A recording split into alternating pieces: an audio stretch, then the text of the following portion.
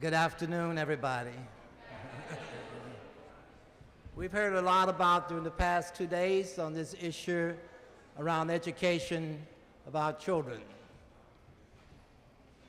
Most of that has come from the adults have talked about this issue. Now we're going to today shift a little bit and hear what the young people not only are talking about, but what they're doing about this particular issue.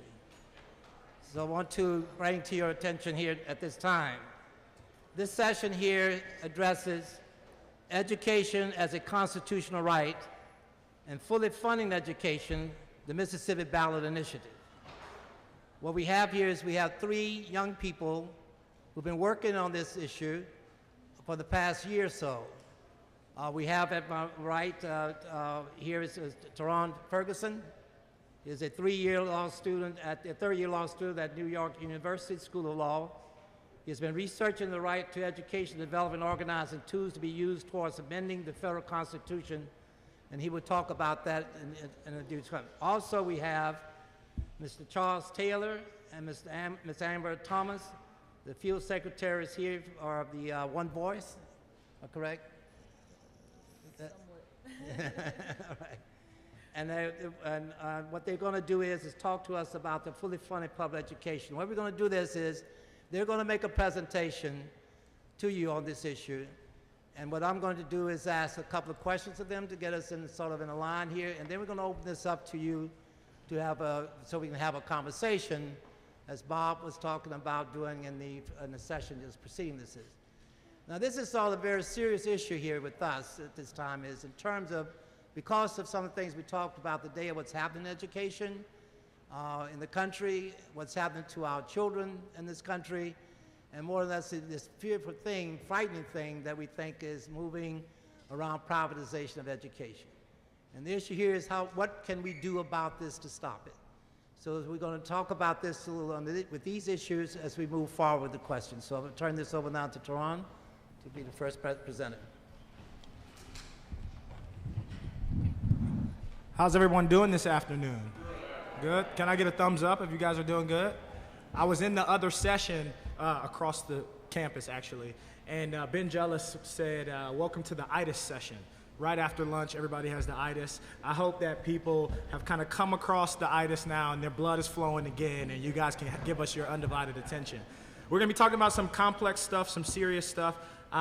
We had some visual aids, but some complications prevented us from being able to show these, so the 3 of us are going to try to be as clear and articulate as possible, but feel free to ask any questions when there's time for that, of anything you don't understand or want to know more about. So, as Dave mentioned, I am rising 3 in law school, and when I got to law school, I was very, very surprised to learn that we didn't have a right to education in this country. And I learned that I wasn't alone in this surprise. I would talk to people, my friends, my family, strangers, and say, do we have a right to education in this country? And they would say without hesitation, yeah, absolutely, that's American, this is America. And we do not. And so that shock, that surprise kind of compelled me to do further research. And what I'd like to share with you guys is the reason why we don't have a right. And I think that's going to dovetail very well into the work that Amber and Charles is doing to augment and improve the rights in Mississippi around education. So the first thing is, when you tell somebody that they don't have a right to education and you get them fired up saying, we need to change this, we need to get it right, we need to make better schools for our children, they say, well, how does getting a right in the Constitution translate into better schools, better educational experiences for our children? Like, people don't really understand, I guess, how words written in the Constitution actually improve things on the ground. And so I think a good way of looking at this is to think about the 2 things that rights provide. Rights provide us with a shield of protection, and rights also provide us with a sword of recourse, so a shield and a sword. And to give you an example of what that means, we all know about our First Amendment right to freedom of speech, right? What this right does is it says that the government cannot infringe upon you speaking your mind and your opinions about things in our society. This right provides you with a shield against the government trying to silence you. Furthermore, if there was an experience where the government did try to silence you or did try to curtail your freedom of speech, because you have a First Amendment right to freedom of speech, you also have a sword of recourse. So you can go into a court of law and you can say, hey, my right to freedom of speech has been infringed upon. I was silenced by the government. I was told I couldn't say these things, and now something has to happen on account of that. So because you have that affirmative right in the Constitution, you have both a shield of protection and a sword of recourse. Okay? So understanding that, we have to think about what a right to education would actually look like. Well, unfortunately, in 1973, in a court case called San Antonio Independent School District versus Rodriguez, the Supreme Court said that there's no right to education, no fundamental right to education. And they were able to make that argument by saying fundamental rights, rights that we view to be integral to our American democracy, are found because they're either explicit in the Constitution. So in the example of a First Amendment right, you can read the Constitution and you can see it written there, it's explicit, or it's implied, it's guaranteed somewhere. And so in that case, the plaintiffs were trying to assert that there was a fundamental right to education, but they couldn't point the court to where it was in the Constitution, nor could they show the court how to derive where that right came from. So the court says there is no fundamental right to Constitution, to education.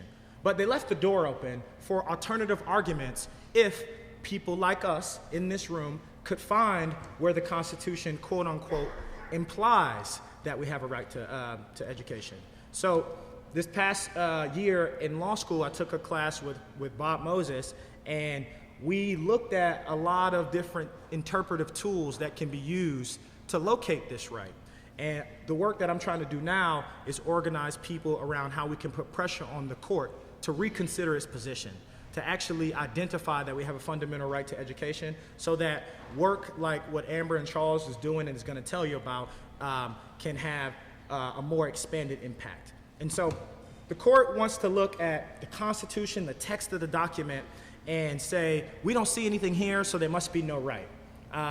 But we know from the histories that we've been learning, this entire conference, the reason why we're here, that there are other ways to determine what are the things and the values that are most important to our human freedom, to our American citizenship, and to our constitutional personhood in this democracy. So I want to tell you guys a story about how black folk struggling to attain freedom and constitutional personhood in this country demonstrates that we actually have a fundamental right to education embedded in our Constitution.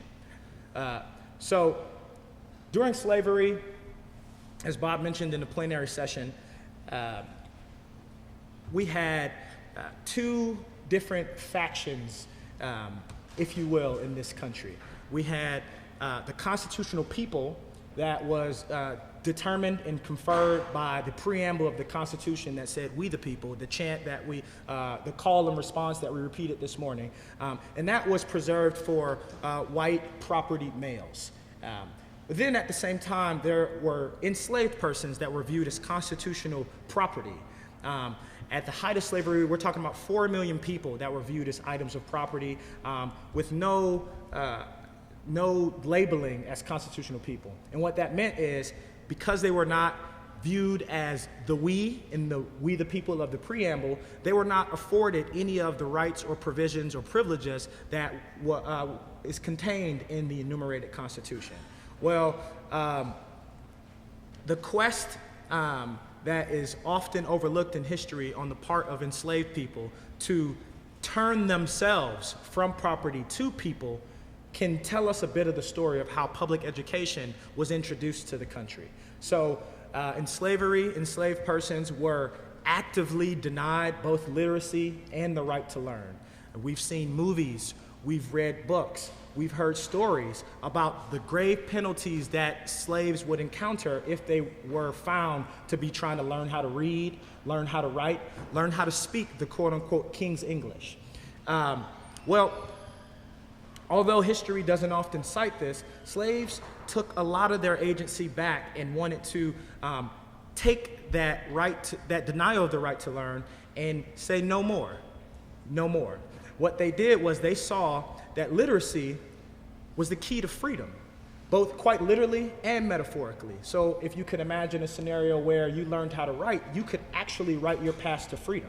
If you learned how to read, you could perhaps read a newspaper and see the listing of abolitionists that were trying to do work in the place that you were, and potentially write a letter to them and advocate for your own cause. On a metaphorical level, learning how to read, how to write could, in a sense, maybe help you escape the pains and the rigors and the tragedy that was the daily existence of the slave.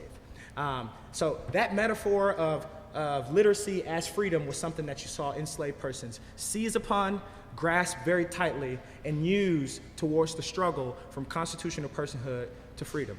And it's no small feat either. I mean, in fact, slave owners saw the potency of this idea and advanced rhetoric to deny that even further. They extended this metaphor to say, okay, if slaves become literate, if they are then empowered to become the masters of their own destiny, it won't just mean freedom. It won't just mean the end of bondage. It will mean the end of white supremacy. It will mean the reversal of the status quo. It will mean a completely different American society than the one we have established.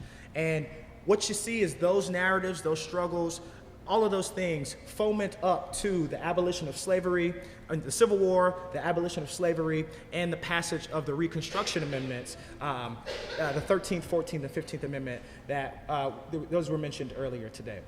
And so in order to understand how the Reconstruction Amendment, Reconstruction Amendments tell us that we have a right to education, we have to kind of compare how these amendments are currently viewed and how they were meant to be viewed. So in 1965, the 13th Amendment was passed, and this was meant to confer freedom. I told you 4 million black people were considered constitutional property, and the 13th Amendment abolished slavery and turned those people into constitutional people. They were now included in this preamble, we the people now. But you couldn't just have a mandate of freedom with no mechanism to ensure that this would actually be accomplished. So in 1868, the 14th Amendment was passed to confer citizenship on all the newly freed people. So if you can think about how this conversation likely took place in the 39th Congress, when the radical Republicans were trying to push this Reconstruction agenda through, they say, okay, we have 4 million people who were formerly in bondage that are now free. Well, what does freedom mean? Freedom means that you're an American citizen. Well, what is an American citizen? An American citizen is a person with rights. Well, what are the rights of an American citizen? And the debate surrounding the rights of American citizens is where you get the discussion of the need for quality education and the need for the vote. If we move to 1870, the 15th Amendment is passed, and that is to extend suffrage to those formerly in bondage.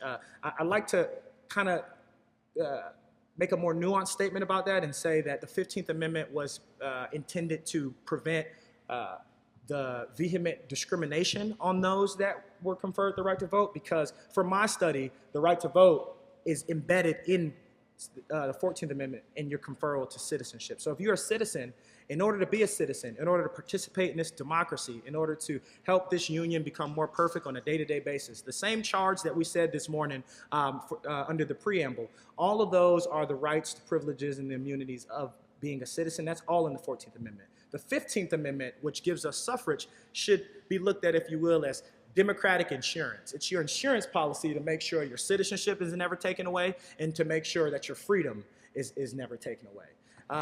As Bob said earlier today, we've accepted the 13th Amendment, albeit Mississippi might have been a little bit late to the party. They've been first to the party in a lot of other places, so I don't want to quibble on that. But the 14th and 15th Amendment are two huge amendments that have never been fully recognized in this country.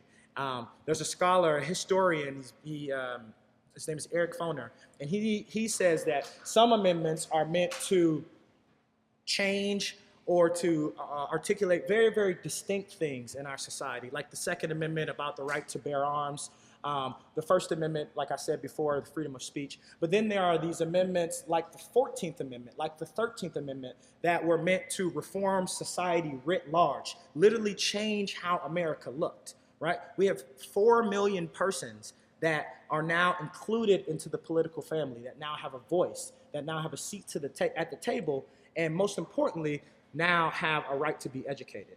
And the reason why that's important is because there's no way you as a citizen can actualize the rest of your rights if you aren't educated. So if you take a scenario like this, if you were to read in the newspaper that Dave Dennis said some, just egregious things about Mississippi that are not true, they aren't true, they are super hyperbolic, and they just do tremendous damage to everything that we're trying to accomplish this week during the Freedom Summer, right? As a result of you being a citizen and you having a First Amendment right, you can pen an op-ed and respond to Dave Dennis's assertions. You can call into a radio station and speak your mind about these things. Well, that only works if at the first step you can actually read. That only works if in the second step you could sit down and write your ideas out intelligibly. That only works if in the third step you can, let's just call it what it is, pick up a phone, recognize the numbers, dial the telephone number, right? And then say what you have to say on air. Your very basic ability to actualize your rights, to participate in this democracy, to be an American, is dependent on your education.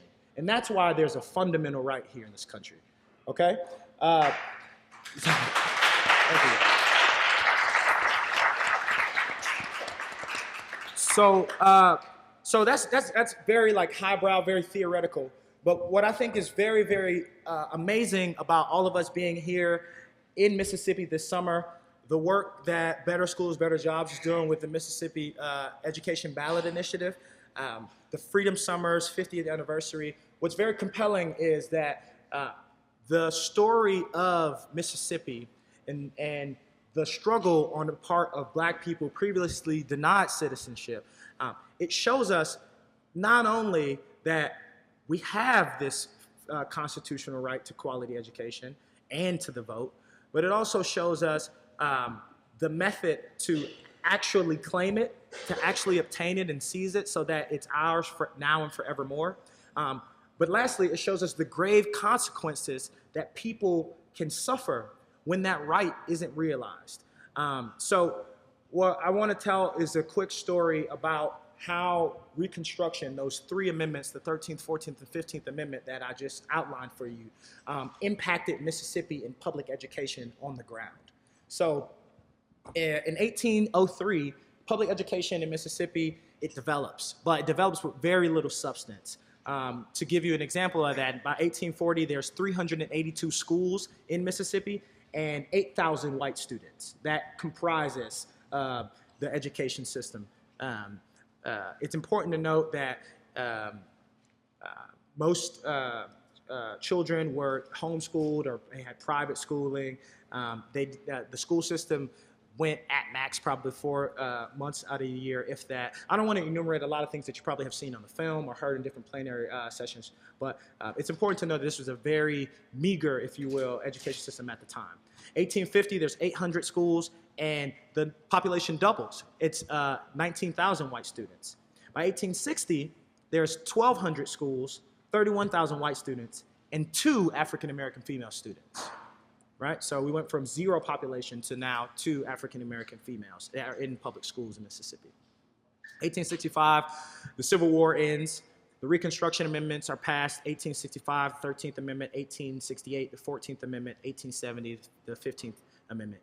And because of the massive shakeup as a result of the Reconstruction Amendments and the radical Republicans, you start to see the tide turn with respect to public education in Mississippi. By 1869, there were 45,000 African Americans in public school. So I just want to paint that to you one more time.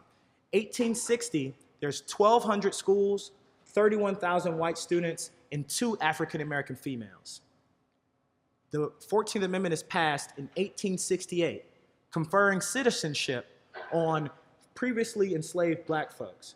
Because education was integral to citizenship, what you saw is a huge proliferation in public schools and African Americans attending them. So much so that in that first year, when there was a black school superintendent in the state, in 1869, the number grew to 45,000. 45,000. So that is not just a change in paradigm, but that also reflects what I was mentioning to you in the period of slavery, how black folk in this country recognized that literacy and the right to learn was part and parcel of what it meant to be free and be a citizen. And so in the Reconstruction Congress, for example, there were the Reconstruction Congress of Mississippi in 1868, there were 12 African Americans that were at the Constitutional Convention in this state. And all 12 of them sat on the Public Schools Committee. All 12 of them did it. And there's no coincidence from my study that the subsequent year, you see 45,000 African Americans in school. They loaded that school committee because they understood the nexus between freedom, citizenship, and education. In 1870, the Freedmen Bureau departs Mississippi. And this is when you start to see a different character of the education kind of tide occur. And I'll talk about that right now. So I keep referencing Bob Moses because he's taught me a lot. And one of the terms that he has utilized to not only reference the character, the quality, the type of education that was going on in Mississippi from between the 1870s and up into the mid-1900s, but also the major impetus for a lot of the work behind the Freedom Summer, Mississippi Freedom Democratic Party, and so on, is that it was a Jim Cropper sharecrow education system. And what that meant is schools were segregated. There was a dual school system where they were characterized by mediocre schools at best for the white folk and just horrible substandard schools for the black folk. Scholars have said that this school system in Mississippi, this dual school system, could be characterized as having too many schools, too little money. So the best way to describe this is, in an attempt to preserve segregation and to keep the races separate, they erected too many schools, not erected, but they established too many schools on a very, very meager budget. So the schools were separate, they were unequal in resources and quality. You could look at it alongside per pupil expenditure, school term length, and quality of instruction. So I just want to say a little bit about quality of instruction. So what you saw was not just, a lot of schools, a lot of black schools were held in churches, and they would be these mixed level schools where you have anywhere from 8th grade through kindergarten age children all in the same schools. There was a complete lack of high schools for black people during this time. And not only that, but there was a lot of attempts to educate black people for their station in life, the professions that they had the potential for. And that differed in caliber in a lot of ways from the education that white folk were receiving at the time. And so the question then becomes, how do you see such a huge proliferation in the amount of black folks that are attending school, that are able to finally try to get an education? How do you see such vigor and enthusiasm on the part of black people to get an education so that they can have a means towards political activity and participation? How do you see that? And then how do you see such a poor portrait of what the education system looked like? You have a huge scale, but then you have very, very distorted quality. And that's where disenfranchisement and the voter repression comes into place. So blacks were violently denied political participation.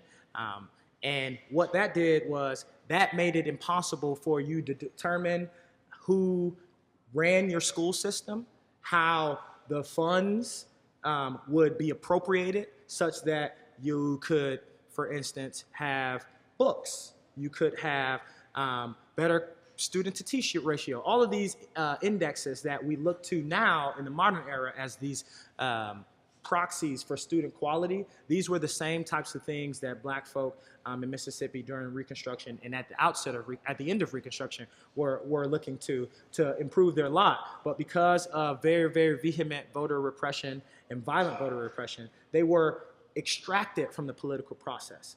Simultaneously, whites started to demand more schools and demand better education.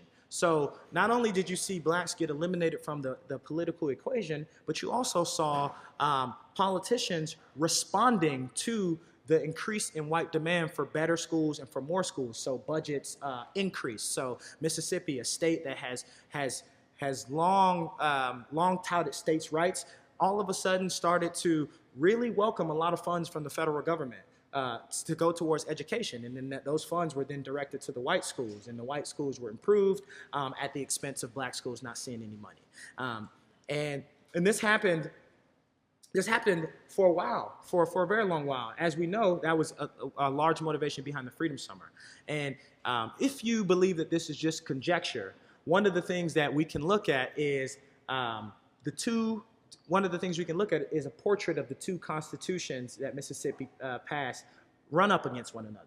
So in 1868, once again, this is right when the 14th Amendment is passed. In 1868, Mississippi reconstructs its convention. This is the first constitutional convention in the state. Delegates are black and white. This is the first time this ever happens in the country, right? It's the first political organization to incorporate African-American representatives. Once again, like I said, I think I said 12 before. What I meant to say was 16 of the blacks among the 100, 16 of the representatives were African-American among the 100. And in that convention, in 1868, when they passed this new constitution in Mississippi, they did a lot. They adopted universal suffrage, universal vote for everyone. They eliminated property qualifications for political participation. They provided for the state's first public school system, and they established a common fund to fund the entire school system. They eliminated race distinctions in property law. They also prohibited limiting civil rights in travel. So this is the charter of freedom, if you will, that's coming out of the Reconstruction, and it trickles down to Mississippi. In fact, if you want to talk about the role that Mississippi has, I was looking at the number of African-American senators that we've had in this country, right? And Mississippi had the first two, right? And then we don't see any African-American senator until 1940, after those two from Mississippi during the Reconstruction era. And so you can see a lot being accomplished in Mississippi as a result of what was changed in this country. Well, we fast forward now to the Constitutional Convention that occurred in 1890. Now, this Constitutional Convention was comprised of specially elected delegates, all of whom were white. They gathered in Jackson, and they had heated debates about voting. And two very specific things that we know about emerged from those heated debates. Those were the literacy test, and those were the poll taxes. And these two mechanisms, along with the violence that we hear keep recurring, were the two mechanisms that kept virtually all black voters from participating in politics. The 1890 Constitution was not sent to anybody for ratification. It was just adopted. And what was changed with respect to education was now schools were explicitly segregated in law. Now it was mandated that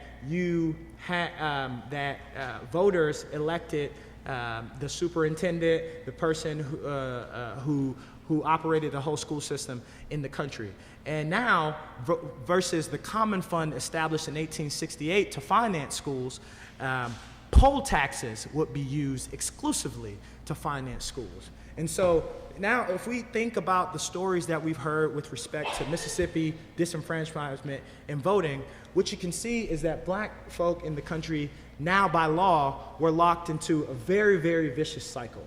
A cycle that said your ability to politically participate, to pick your representatives, to improve your educational experience, to change per pupil funding, to erect more schools. You think about anything that would help make your schools better, your ability to vote and have a voice in that matter was predicated on you being able to read, a literacy test, right? Was predicated on grandfather clauses, whether or not a long line of your lineage was able to vote, was now predicated on your ability to pay a poll tax. And if you remember, if you know about how poll taxes operated on the ground, there was this cumulative effect where even if the current poll tax was $2, let's say, I would be charged not just for the current poll taxes, but any other delinquent taxes I had. So imagine me going up to the polls to try to vote, and I'm told that I owe $20 worth of poll taxes just to vote. I mean, that's an exorbitant cost to fork over right then,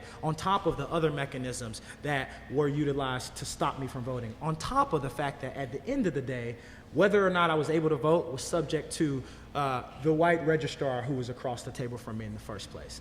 And so what you see is literally a connection or ecosystem, if you will, of freezing statutes that tied education to voting in a way that locked African Americans out of our democracy in the same way that they were locked out during the years of slavery. It's important to note that even though it's been amended a number of times, the 1890 Constitution that I just talked about, that was adopted without ratification by a virtually all-white Congress that was specially delegated, is the Constitution that Mississippi currently operates under. So to my study, it's not much of a surprise when we hear that when it comes to certain indices like teacher salary, Mississippi is 49th out of 50th in the country. When it comes to certain indices like quality of education, Mississippi is rated 47th out of 50th in the country. When it comes to certain indices like fourth grade reading score, Mississippi is 49th out of 50th in the country, and my computer just went dead. Yeah, but so that brings us up to currently. We talk a lot in our kitchens, you know, by the water cooler, in our newspapers, on television, about the quality of education in the country writ large and in this state in particular. And the complaints and the criticisms have a specific history to them.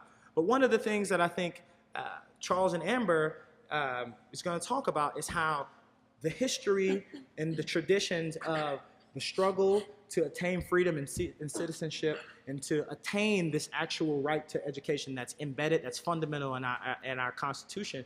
One of the things that we find from the history is the same strategies that were effective in the past with renewed vigor and renewed energy can be leveraged and utilized to change this current situation in Mississippi.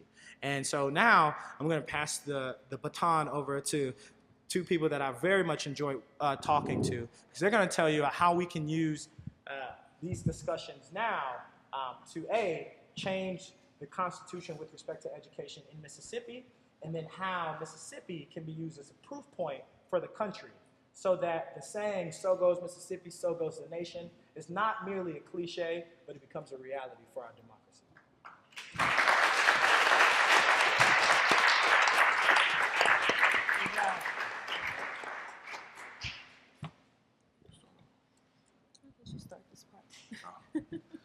Good afternoon, everybody. Yeah, my name is Charles Taylor. I'm one of the field directors for Better Schools, Better Jobs. I primarily work in District 2, the Congressional District 2, which encompasses part of Jackson and all of the Delta. And Amber's going to introduce herself. I'm Amber Thomas. I'm a native of Jackson, Mississippi, a graduate of Jackson State University. I am District 4 Regional Director and Field Coordinator. I think I said that right. Yeah, we just do a whole lot of stuff. I don't even worry about titles often. But I am over About 13 counties, according to the old congressional district model in Mississippi. Now we have four congressional districts, but we had 5 in 1992, so I'm over the old 4. And so what we want to talk to you about is a ballot initiative to fully fund education in the state of Mississippi. But before we get there, we wanted to talk about how schools get their funding in the state. So schools in Mississippi get their funding mostly in 2 ways, state level and county level. The majority of the school funding comes from the state level because the state has the money to do so. But part of the funding is from the county level. The difficulty with that is that the state of Mississippi has underfunded education nearly almost every year, probably since the inception of the public school education. system Yeah. in the state. So the way that they fund it now is by the Mississippi Adequate Education Program formula, which was adopted by the state legislators in 1997. So essentially this formula tells the legislators how much money they should put in public education. Since 1997, when they adopted that formula, it's only been fully funded twice. Some argue 3 times. Let's give it 3. Yeah. Right. The frustrating thing about that is when they do underfund the public school system, they underfund it by hundreds of millions of dollars. If we look at the last year, they underfunded it by $257 million. And the previous year, they underfunded public school system by $293 million. So of a state of 3 million people, that means a whole lot. So what ends up happening is when the state of Mississippi underfunds education, it's then left up to the counties to supplement if they so choose to do. The county is more of a local level, so people care about their schools. Because they want their counties to be successful. Well, the dilemma is majority of the counties in Mississippi are very poor. So you have an instance where, not getting into all the technical things, the disparity happens like this. Imagine if we playing poker. You have 100 chips, you're a wealthy county. I have 100 chips, I'm a poor county. The caveat to that is that every one of my chips, let's say for Holmes County, Mississippi, which is a poor county, represents $18,000. And for every one of your chips being a wealthier county, Madison County, which is the suburb of Jackson, is $1.4 million.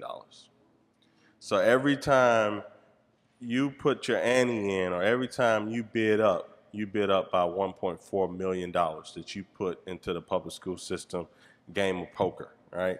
And so every time I try to put a chip into this game of poker for the public school system, using this analogy, I put $18,000.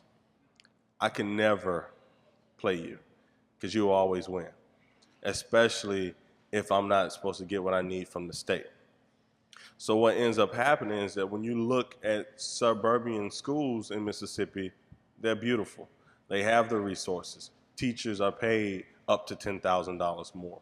When you look at very poor counties in the state, it's not even an issue sometimes of do the students have enough books to take home along with a classroom set. Sometimes they don't have classroom sets of books. Sometimes you go into a classroom and it's 40 people in there, some not having desks. Or you go into the restroom and there is no soap, there is no toilet tissue. So this is a very real issue in the state of Mississippi, and we really need to fully fund our public schools. I just want to kind of lay the groundwork for that. I want to talk a little bit about MEAP specifically. Remember, MEAP is how the state funds education. So when I say MEAP, think state level funding. MEAP primarily pays for 3 things. That's teacher salary and other employees' salaries, except for the administrators, textbooks and other instructional materials, and then also basic operational costs, like I was saying, those toiletries in the bathroom, or the walls being painted, or if there's a leaky ceiling, those types of things that the state said that they were supposed to pay. So I'm Amber Thomas again. So every year we see the state legislature make an attempt to patch up public education in some type of way. So when you see people constantly putting a Band-Aid or constantly applying ointment, to a big wound, obviously they're acknowledging that there's a problem. So the fix in 1997 was MAEP, the Mississippi Adequate Education Program. So in creating that, there was nothing that said that they even had to follow the law that they created. So they created a law and said, this is how much it costs to educate a child. This is how we'll calculate how much it costs to educate a child.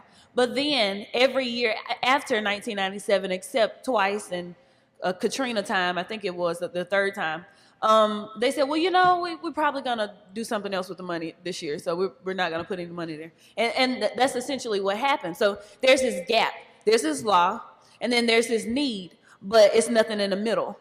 We say, make education a constitutional right for every child in Mississippi and make it fully funded. Make the Constitution say that. So when there's a right in the middle of this problem and this concept, that right connects it and it has to happen. So how do you do it? How do you realistically create a right and put it into the Constitution and connect these dots so that we can see generations change forever? Well, we say you do it through a ballot initiative. And we know that a ballot initiative is direct democracy.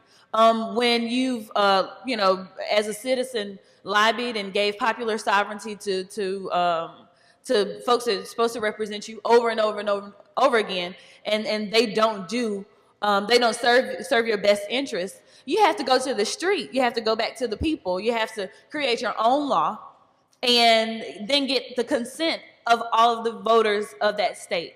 And that's what Mississippi is doing. So we sat down, and Charles and I were just an integral part of a whole. Like, we're definitely not the team. We're just a part of a team. So a part of this team and a bunch of folks you can click on, sat down, and we asked two big questions. Can we legally amend the state constitution, and is there public support, right? So, of course, knowing what the state's laws are about amending the state constitution, the choice for us was a ballot initiative. A whole lot of legwork, but it's doable. And then when we were looking at the legality of it, we definitely pulled in a lot of people who knew about education policy, people who were voting rights experts, political experts, civil rights activists. A lot of people were consulted because we really wanted to look and see if this is something that we should have been doing at this time, knowing that Mississippi is a peculiar state. How can you do something so, seemingly radical in a place like Mississippi, right? So it was determined that this could indeed be done, and the Mississippi State Constitution can be amended through a ballot initiative. And then looking at public support. So looking at the peculiar state of Mississippi and what that means. So we asked Diane Feldman, who was in here earlier. I think she gave a presentation or something like that. But Diane Feldman, who did a whole lot of polls, and she did polls for Obama and things like that, came in and did a poll. And through the poll of the state, we found out that 67% of the voters of Mississippi would support a constitutional amendment of this nature. And in those 67%, it crossed completely racial barriers and party barriers, because it let us know that education isn't party related, because every single child in Mississippi has the right, will benefit from a better education. And a white parent knows that, a black parent knows that, white children know that, and black children know that. I mean, yeah, you know what I mean. But so in attaching, that type of politics to it, it all wiped away. So it cleared the way, cleared the pathway for us to get in there and do it in a strategic way. And you always add a part to that. What do you always say whenever I say that?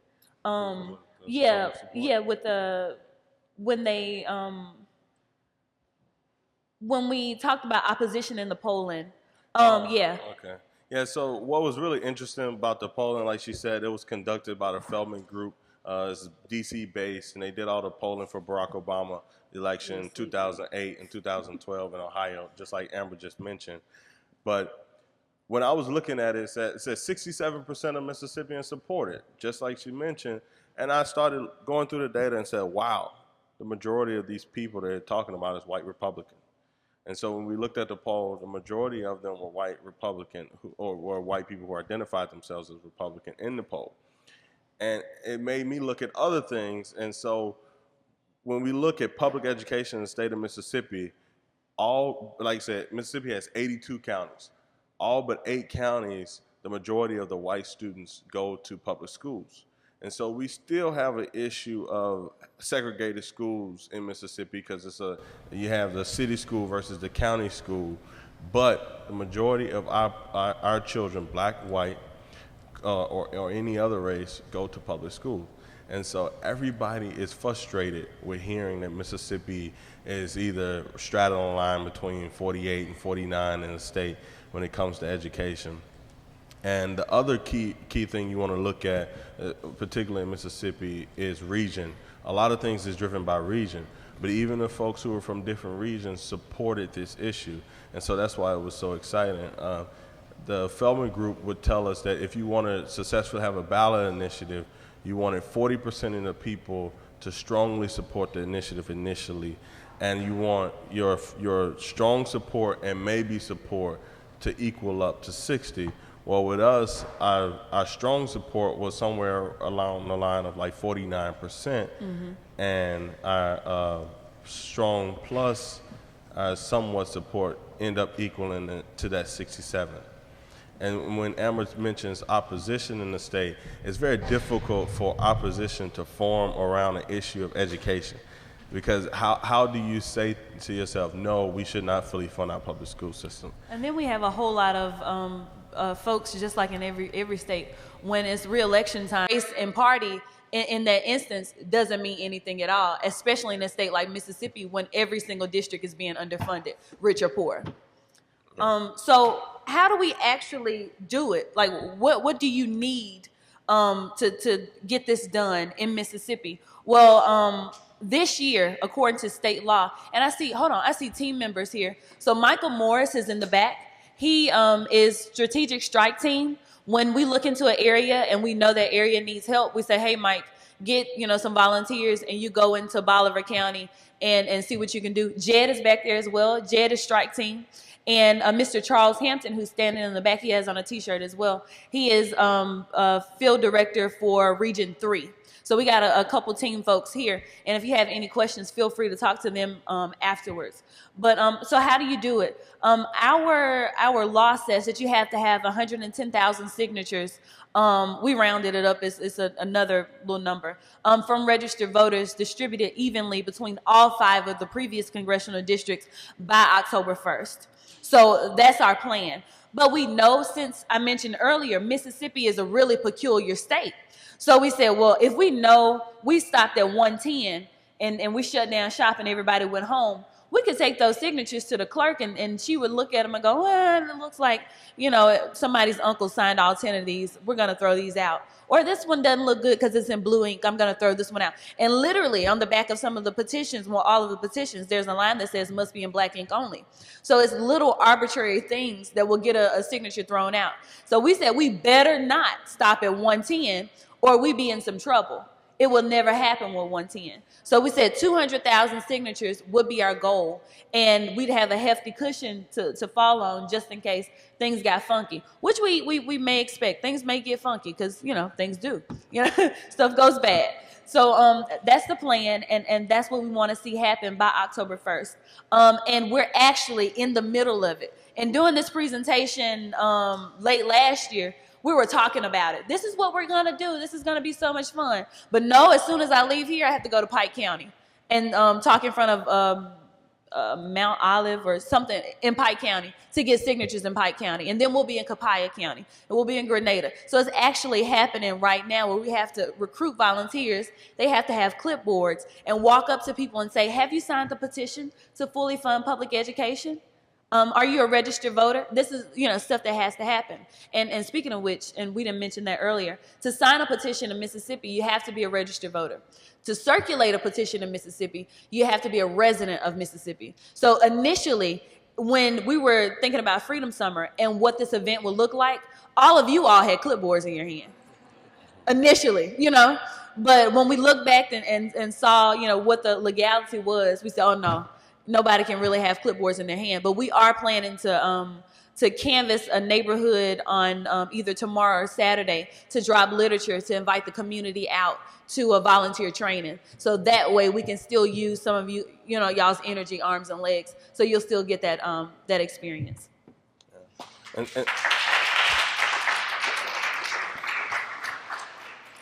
And just to recap really quickly, what the ballot initiative would do is two things: make free public education a constitutional right for all children, K through 12. And secondly, and most importantly, it will fully fund education in the state of Mississippi for those children. And we will do this without raising taxes, because that's a big issue in Mississippi. No new tax. And the way that we do this is that we ask for 25% of the new growth for the general fund budget.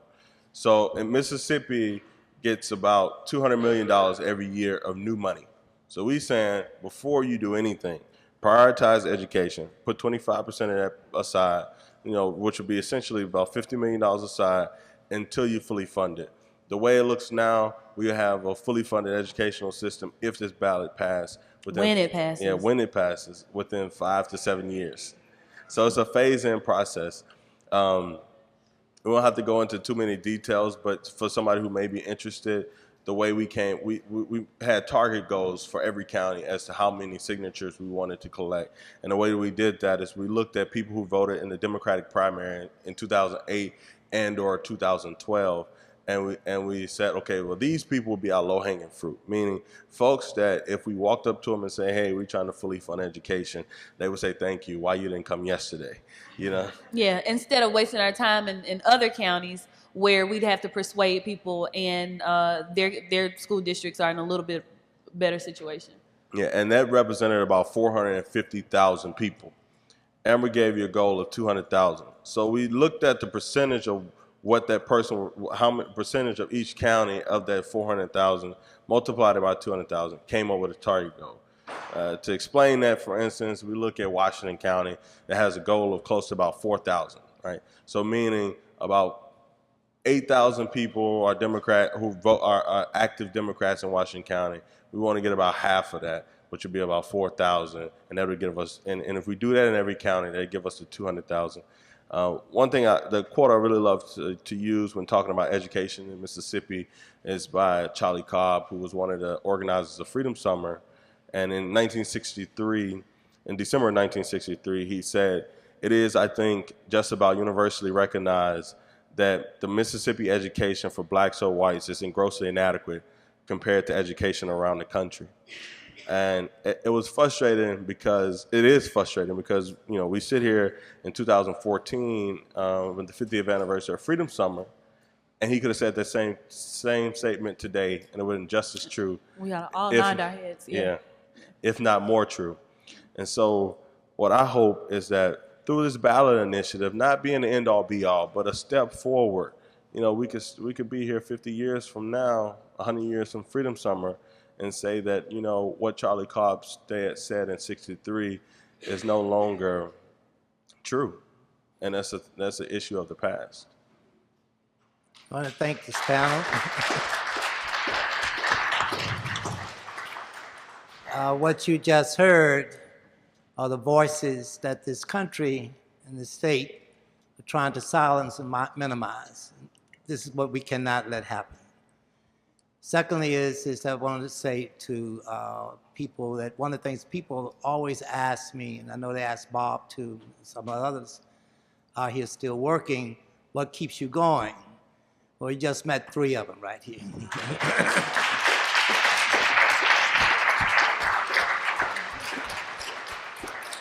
So as Bob talked about earlier, we want to try to have this as a conversation. This is the beginning of this.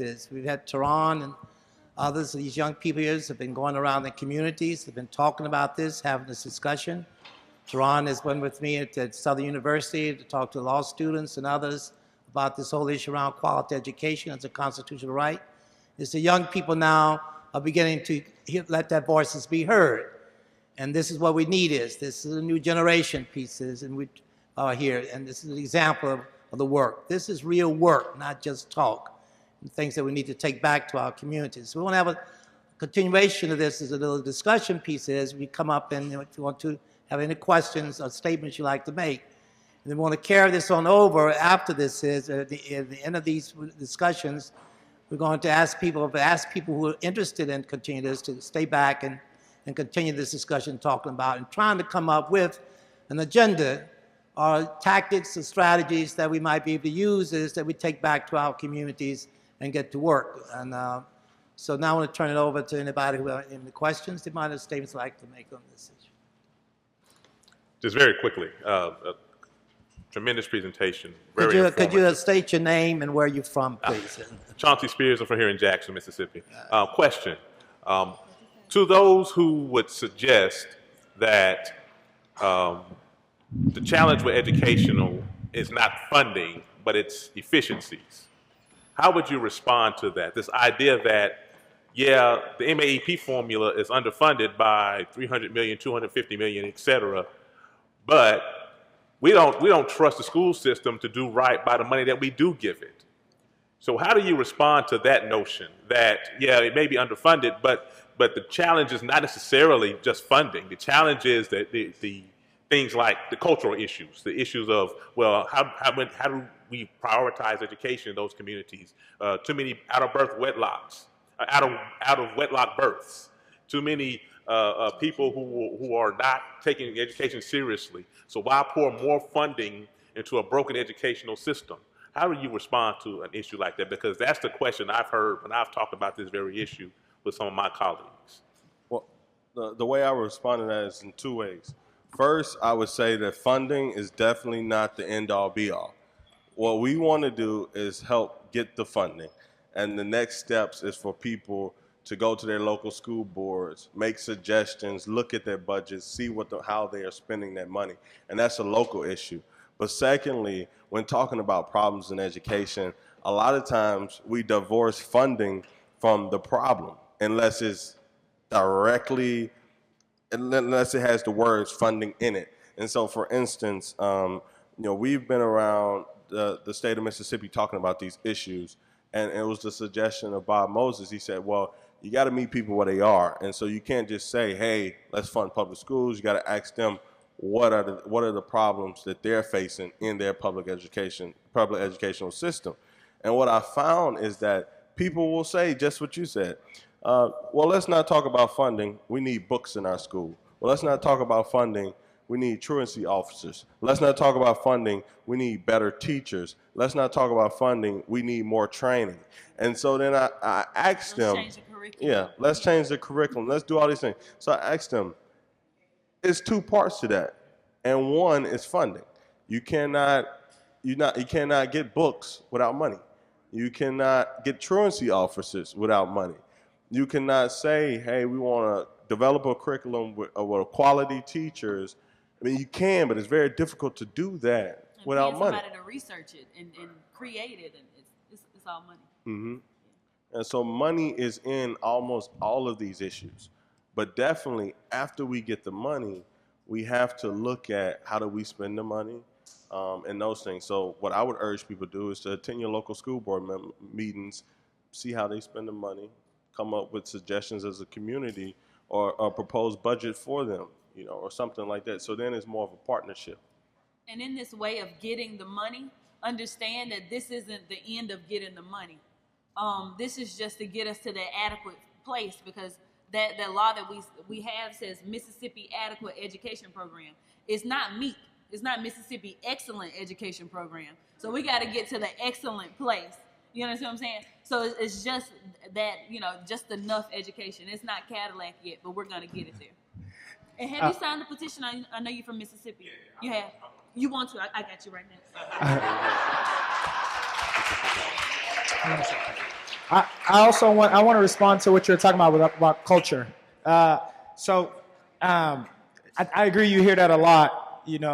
How do you change the fact that these kids don't want to learn, or they don't want to work hard, or they don't want to go to school? How do you change the culture that is causing these kids to be poorly educated? And the first thing I think about is all it is victim blaming, right? You're blaming the victim for them being the cause of their problems. And to kind of to kind of like hit home that is victim blaming, you think about one of the popular solutions to our at-risk students. It's been the charter school proliferation. And I know Dave is going to be listening really closely to what I'm saying right now. But one of the things that charter schools are heralded for doing so well is changing the culture.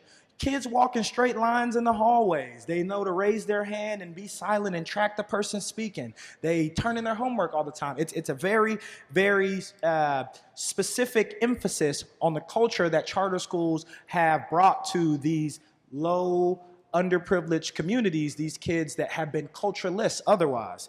But if you peel back the hood, what you see what's happening, it's not necessarily that charter schools are this miraculous magic potion, but they are in this very, very weird space where there's not a lot of law around them. So that means that they are not well regulated, and they are able to have much better funding than the public school. Because as a charter school, I can qualify for public money and private money, right? As a charter school, I don't have the same requirements that my district school has to, for instance, have 180-day school year. 180-day school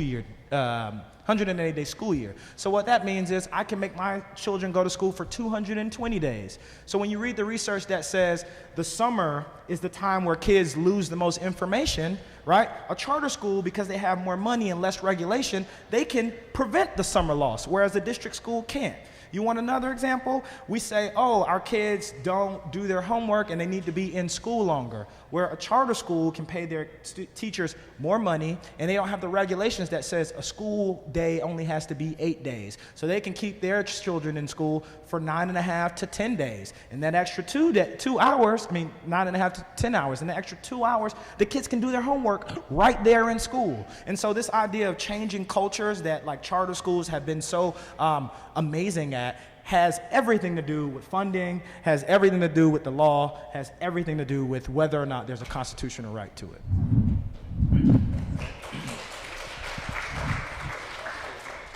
Yeah, one example about these kids is that yesterday we were in Meridian, Mississippi, and we were going to show the film Freedom Summer to over 200 middle school kids.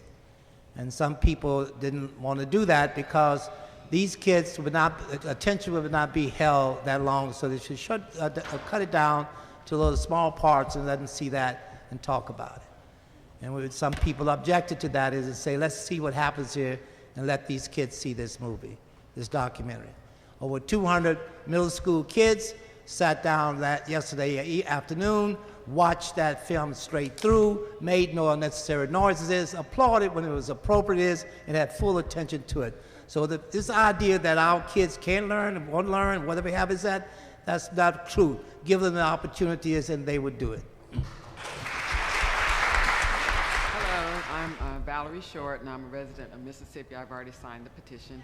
But I have 3 concerns or questions or comments. The first one is MAEP, from what I understand, only funds C schools in Mississippi, so I wanted to know about that. What does that mean going forward? And then the second, so I would like to suggest that maybe our next step, once we get this as a ballot initiative, is changing the archaic formula from 1997, perhaps, if that's true.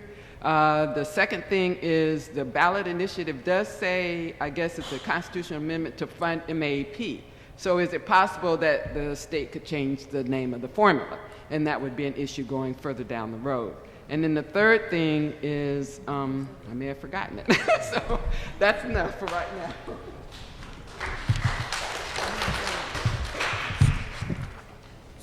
So I had a question for you. When you say C school, you meaning like on the C grade level? From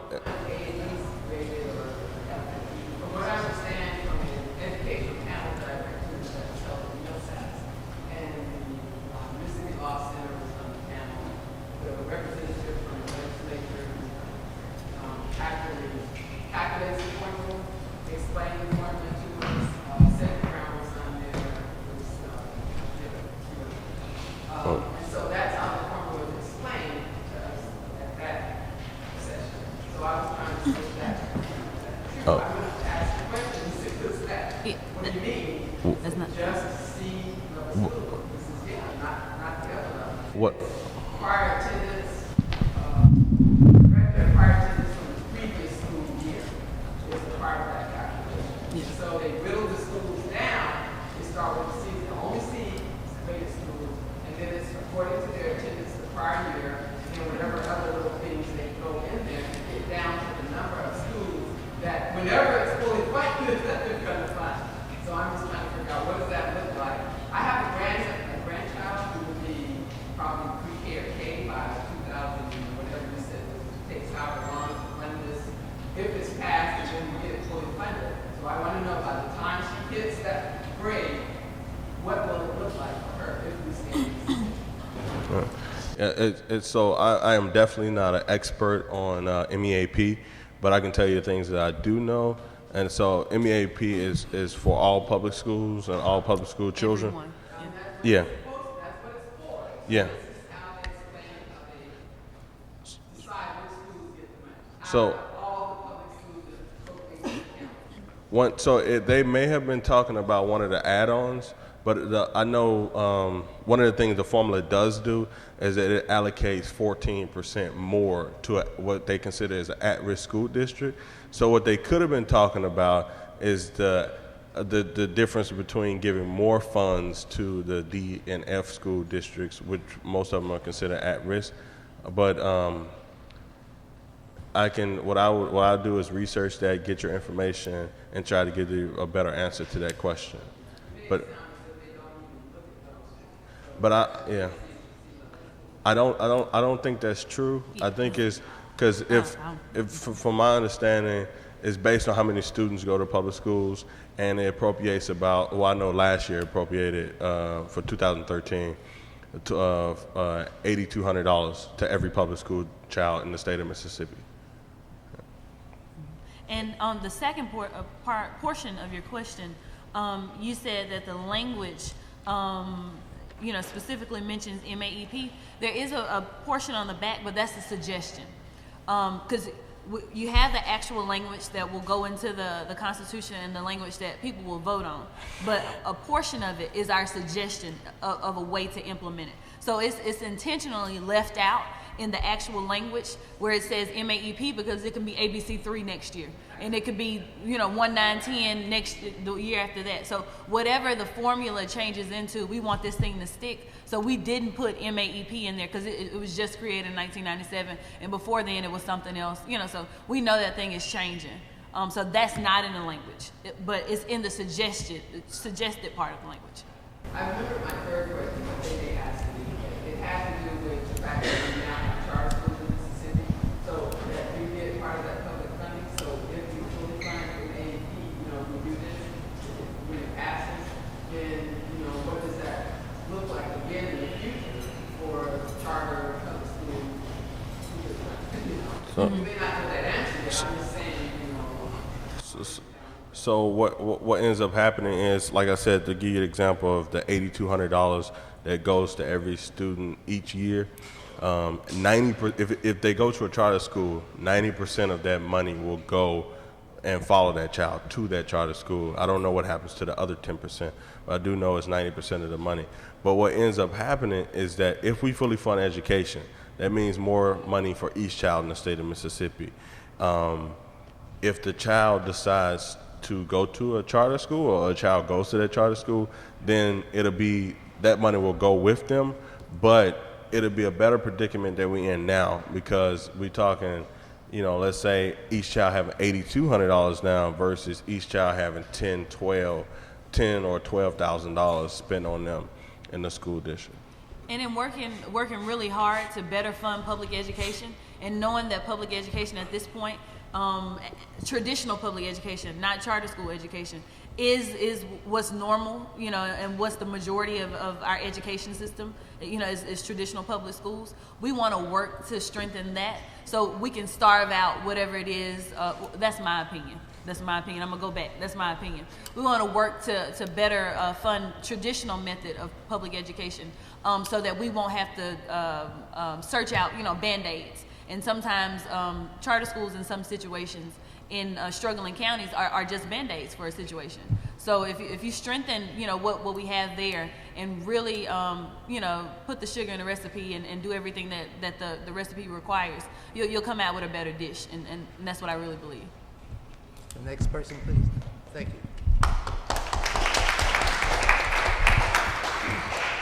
Good evening, everyone. I'm Cassie Schwerner with the Schott Foundation and the Opportunity to Learn campaign.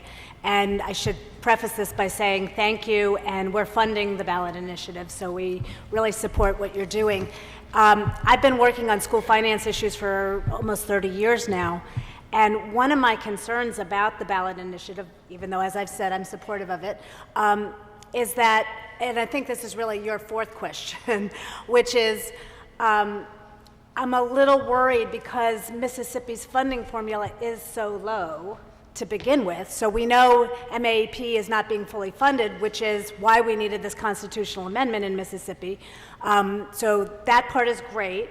But because the funding formula is so low, and it's actually, kids in Mississippi need so much more to close that opportunity gap, not only to wealthier kids in the state, but to kids around the country. So what were the conversations as you were preparing the ballot to address the fact that are you going to get locked in to a really low formula with the ballot? Does that make sense? It makes a lot. Okay. That's what we struggle with, and that's what the whole team struggled with in creating the language and what it was. But as we said in the beginning, we know that this is just one small step towards what we need in Mississippi. It hasn't been done yet. Nothing like this, or nothing as loud as this has happened. So in taking this step, we're prepared to take the next step. And we're prepared to jump in and ask questions about curriculum and do everything that it takes to make this work. But MAEP has been the issue and has been a thorn in the foot, since it started, because we thought when MAEP came that that would be it. So and even in saying that would be it, looking at, like I said earlier, it says Mississippi Adequate Education Program. It doesn't say a thing about excellent. It doesn't say a thing about being able to compete with other states, because at this point we're spending about $8,200 per pupil, and other states are spending about $14,000 per pupil. Yeah, something like that per pupil. So it's a huge issue, and we don't think that MAEP is the end-all, be-all of this whole education formula, and that's the reason why the language is kind of fill in the blank, Yeah, and I would also add to this and offer this is there has not been a progressive ballot initiative in the state of Mississippi, I can at least say for my lifetime. Not in mine either. And so that's not too long, but that's long enough to say it hasn't been one soon.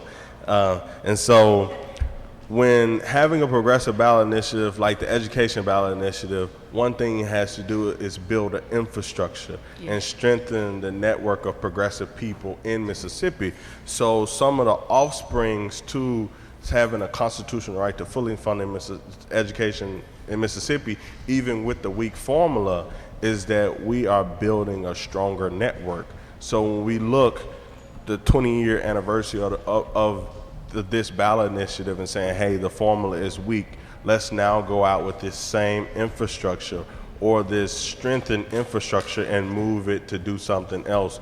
Let's look at the legislative races. Let's look at some other issues in the state of Mississippi that's tied to education. So what I would offer is that once this ballot initiative is passed and we look at all of the data, all of the infrastructure that we have because of it, we can then move forward and say what's next with education, what's next with any of these other issues that is happening in Mississippi. So that's what I would offer as a point of hope. Next person, we have a few more minutes to try to finish up with two last people here.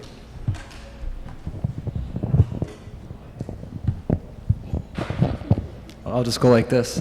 First of all, excellent panel. I've had a great opportunity to work and meet Dave and work with Dave for the past few years. Past couple years, I've been asking Dave a lot of questions about the constitutionality of quality education. He kept saying, we're organizing a panel, we're organizing a panel. Well worth the wait. Excellent panel, so thank you very much. My question deals more with the constitutional issue of quality education. I interpreted your presentation to mean that the right to an education is implied in the Constitution, right? Because you have to be able to read in order to, make use of the press or to articulate your opinion. So part of my question in that is, where that implies an education, but where's the quality in that, right? So where's the quality in that education? And then another question, and this is a point of clarification I do ask as an ally, and clarification so I can go back and teach this to my students in South Carolina, is the purpose to make education a constitutional right in order to take full advantage of the Equal Protection Clause and therefore equal funding? After that, sorry, it's a lot, but I got to put it out there. You talk about the Constitutional Convention in Mississippi, and then this was replicated all across the South, especially South Carolina, right?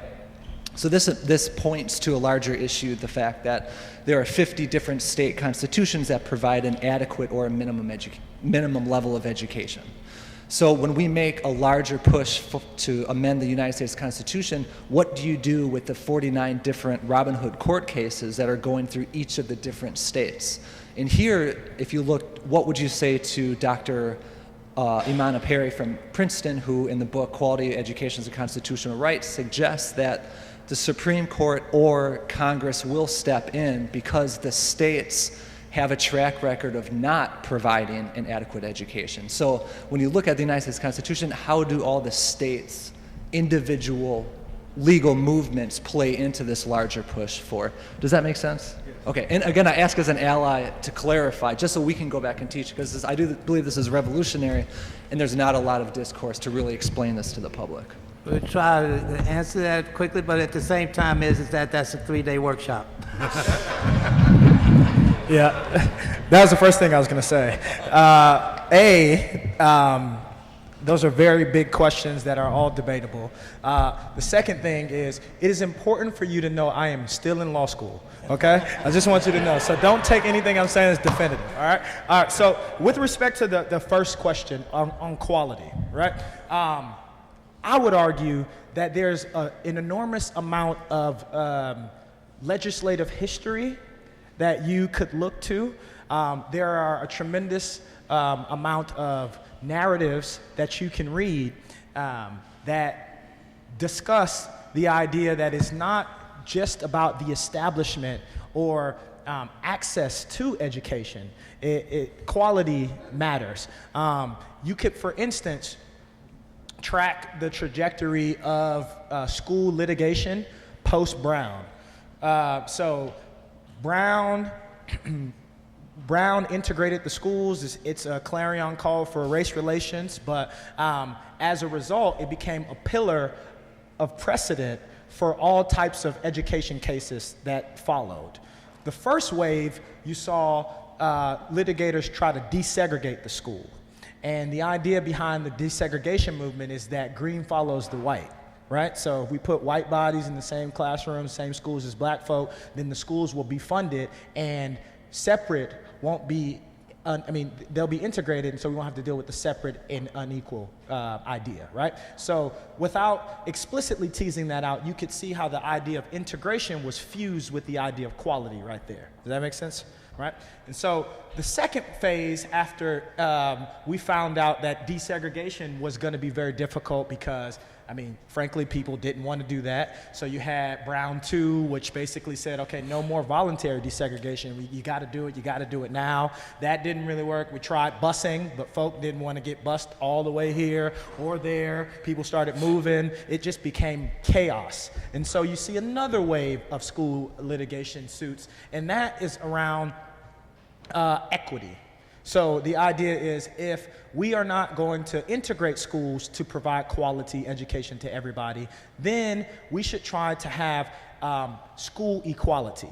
And so your notion in your second question about the Equal Protection Clause, the instinct is correct. The way that emerged was litigators decided to use the Equal Protection Clause in the 14th Amendment to say, hey, folks ain't integrating, but since that isn't happening, we should at least have equal schools. We should have the same types of books, the same student-to-teacher ratio, the same salaries, so on and so forth. And so therein, again, it may not be explicitly addressed, but quality is the thrust of the entire conversation there, right?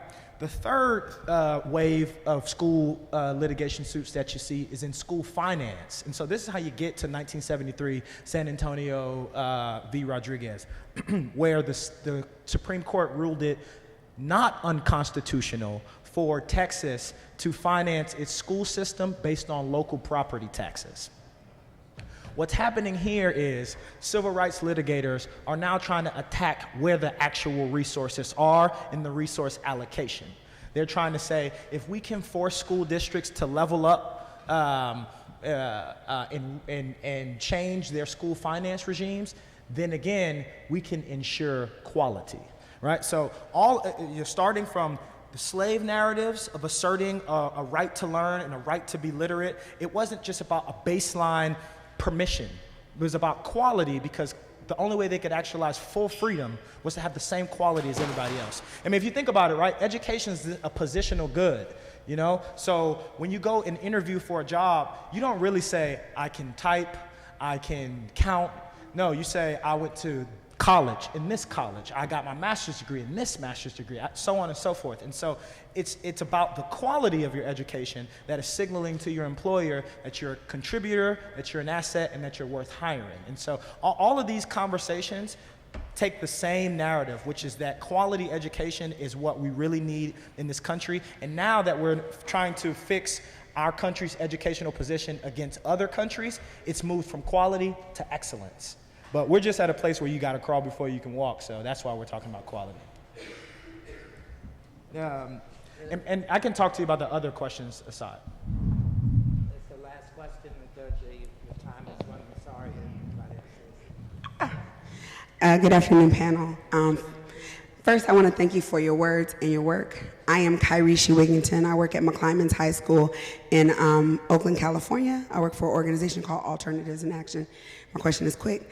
I know that the canvassing that we were supposed to do yesterday with the young people, and I guess it's going to happen tomorrow or Saturday, but that it was really supposed to focus on getting other individuals in Mississippi to volunteer to get people to register, right? So my question is, because I know people are going to start leaving, have you thought about ways to get, in particular, young people to utilize social media to start garnishing support and really getting people excited and ready to come out and volunteer and to link up with you all? That's a great question. I think you answered it for me. So once I leave here, that's something that I'll get with Amber and talk about. We hadn't, for this particular event, thought about social media only because it'll be difficult for people outside of Mississippi who don't have too many relationships here to be able to reach Mississippi folks. And so that's why we decided to do like the canvassing effort. But we definitely want to do as much social media as we can to get this for people all over the country to know what we're doing. But we especially want to let our Mississippi folks know what we're doing too.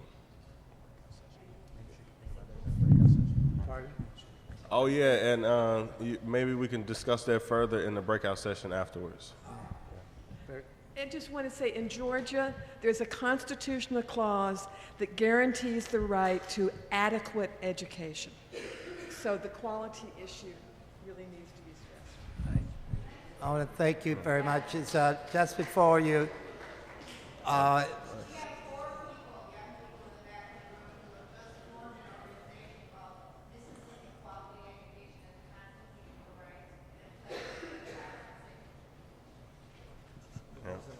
Couldn't What? Could you? What she stated was, and that was Peggy Quinn, who's a former teacher and retired teacher in Jackson Public Schools. But the students who are former members of the Algebra Project here in Mississippi and former students of Bob Moses has formed a new organization called the Mississippi, Quality Education as a Constitutional Right. in Mississippi has pledged to collect 1,000 signatures for the ballot initiative, and they want to further the conversation of not just what an adequate education looks like in Mississippi, but what a quality education as a constitutional right looks like in the state. Fantastic. Thank you. So as stated earlier, we would like to have after this for you to join us for further discussions. What we're trying to do is come out of these workshops or breakout sessions with some, I won't say position paper, but close to it, a concept to say what we would like to see happen in terms of further steps and next steps around these issues that we're bringing out in these sessions. So please, if you have a contribution, we'd like to definitely invite the students who has formed this new group organization to be part of this discussion and join in with us. And so after this, we will, we're going to meet here, Bob. It's in here, same in here. It's a round table discussion. Right, Teron has an announcement to make. Yeah, so let's see if I can read this well. Complimentary shuttle service will be provided to tonight's reception at Mississippi Museum of Art, 380 South Lamar Street. Shuttles will depart at 6 p.m. immediately after workshops from the Wellness Center.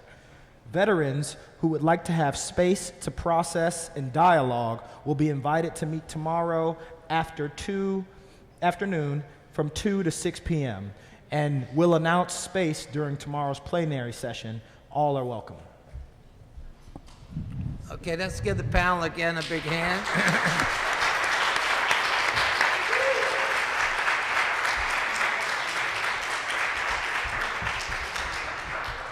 Thank you very much.